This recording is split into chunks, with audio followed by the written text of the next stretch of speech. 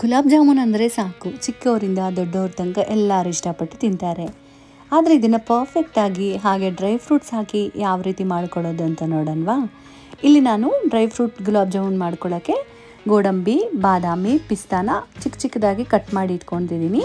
ಹಾಗೆ ಒಂದು ಸ್ವಲ್ಪ ಕೇಸರಿ ದಳನೂ ಕೂಡ ಸೇರಿಸಿ ಮಿಕ್ಸ್ ಮಾಡಿ, ನಾವು ಯಾವ ಜಾಮೂನ್ ಮಿಕ್ಸ್ನ ಯೂಸ್ ಮಾಡ್ತಿದ್ದೀವಿ ಅದೇ ಜಾಮೂನ್ ಮಿಕ್ಸ್ನ ಒಂದು ಸ್ವಲ್ಪ ಆ್ಯಡ್ ಮಾಡಿಕೊಂಡು ಈ ರೀತಿ ಮಿಕ್ಸ್ ಮಾಡಿಕೊಂಡು ಒಂದು ಸ್ವಲ್ಪನೇ ಹಾಲು ಸೇರಿಸ್ಕೊಂಡು ಸೇಮ್ ಜಾಮೂನ್ ಹಿಟ್ಟು ಥರನೇ ಮಿಕ್ಸ್ ಮಾಡಿ ಒಂದು 10 ನಿಮಿಷ ಸೈಡ್ಗೆ ಇಟ್ಕೋಬೇಕು.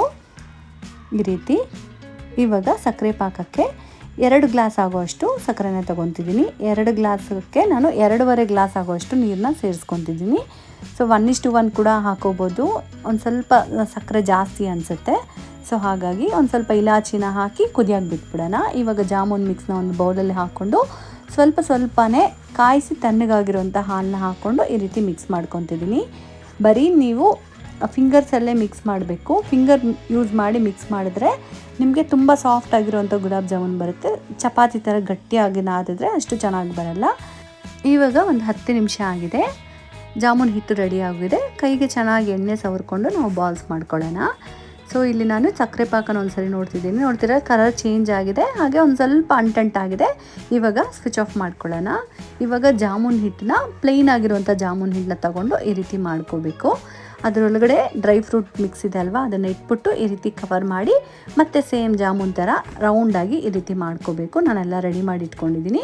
ಎಣ್ಣೆ ಕೂಡ ಕಾಯಕ್ಕಿಟ್ಟಿದ್ದೀನಿ. ಇವಾಗ ಎಣ್ಣೆ ಒಂದು ಸ್ವಲ್ಪ ಲೈಟಾಗಿ ಕಾಯಬೇಕು. ತುಂಬ ಜಾಸ್ತಿ ಆದರೂ ಕೂಡ ಮೇಲೆ ಕಲರ್ ಬಂದುಬಿಡುತ್ತೆ, ಒಳಗಡೆ ಎಲ್ಲ ಕೂಡ ಹಾಗಾಗೆ ಇರುತ್ತೆ. ಸೊ ಹಾಗಾಗಿ ಒಂದು ಸ್ವಲ್ಪ ಮೀಡಿಯಮ್ ಫ್ಲೇಮಲ್ಲಿ ಇಟ್ಕೊಂಡು ಹಾಕ್ಕೊಳ್ಳಿ.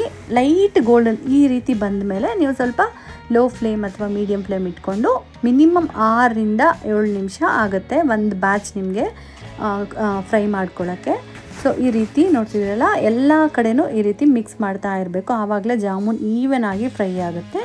ಸೊ ನೀವು ಲೈಟ್ ಕಲರ್ ಇರುವಾಗ ತೆಗೆದ್ರೆ ನೀವು ಸಕ್ಕರೆ ಪಾಕಕ್ಕೆ ಹಾಕಿದ್ಮೇಲೆ ಇನ್ನೂ ಲೈಟ್ ಕಲರ್ ಆಗೋಗಿ ಒಡೆದೋಗೋ ಚಾನ್ಸ್ ಇರುತ್ತೆ. ಯಾವಾಗಲೂ ಜಾಮೂನ್ ಡಾರ್ಕ್ ಕಲರ್ ಆಗಬೇಕು, ಆವಾಗಲೇ ನೀವು ಸಕ್ಕರೆ ಪಾಕಕ್ಕೆ ಹಾಕೋಬೇಕು. ಸಕ್ಕರೆ ಪಾಕಕ್ಕೆ ಹಾಕ್ಕೊಂಡು ಒಂದು 10 ನಿಮಿಷ ಆದಮೇಲೆ ನೀವು ಸರ್ವ್ ಮಾಡ್ಬೋದು. ಇಲ್ಲ ಫ್ರಿಜ್ಜಲ್ಲಿಟ್ಟು ಕೂಡ ನೀವು ಸರ್ವ್ ಮಾಡ್ಬೋದು. ತುಂಬಾ ಟೇಸ್ಟಿಯಾಗಿರುತ್ತೆ. ನೋಡಿದ್ರಲ್ಲ, ಡ್ರೈ ಫ್ರೂಟ್ ಗುಲಾಬ್ ಜಾಮೂನ್ ಇಷ್ಟ ಆದರೆ ಲೈಕ್ ಮಾಡಿ, ಶೇರ್ ಮಾಡಿ, ಸಬ್ಸ್ಕ್ರೈಬ್ ಮಾಡಿ, ಪೇಜ್ನ ಫಾಲೋ ಮಾಡಿ. Thank you.